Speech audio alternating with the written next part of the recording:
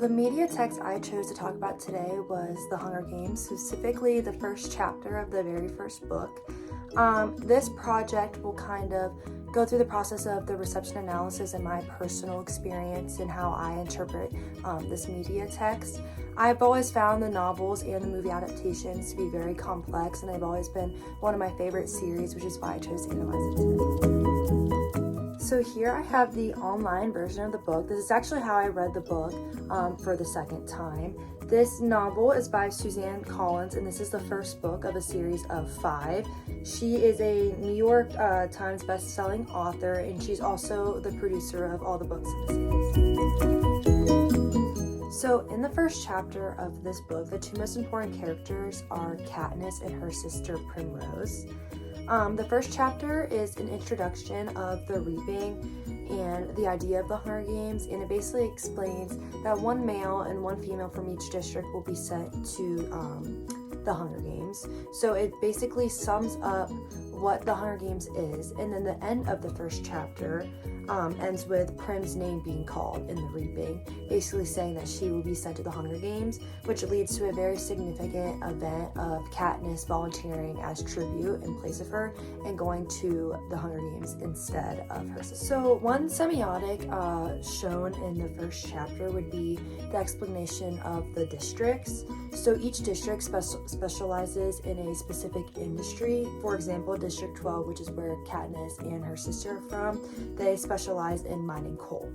And then another example of a semiotic would be the reaping itself, which kind of demonstrates that like the act of drawing random names to go into the Hunger Games kind of just emphasizes fate and the idea that the districts are being completely controlled by the capital who hosts the Hunger Games each year. And then for connotations, the word hunger is a very big one. It's a really big central theme which represents not only the lack of food in the district as described in the first chapter, but also the severe poverty in District 12 and the desperation and the struggles that the characters go through in the district, which kind of further represents the main themes.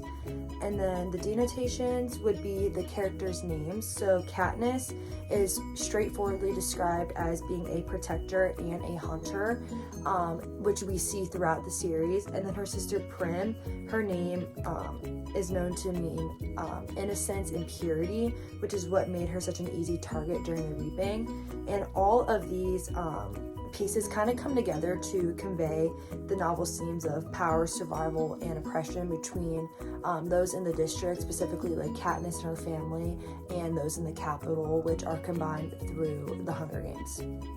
So I decided to choose the very first chapter, the very first book of the Hunger Games series, because without Prim's name being called in the reaping, without Katniss volunteering as tribute, the rest of the series wouldn't take place, which is why it is so important and also very easy to analyze.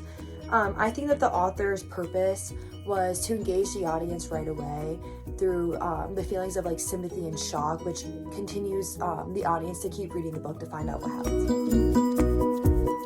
This media text was so impactful, specifically the first chapter, because it not only kind of set up the dystopian genre and the popularity that followed from this series, but it also established the brutal world of the Hunger Games, and it kind of sets the stage for like the high stakes emotional journey that follows throughout the series.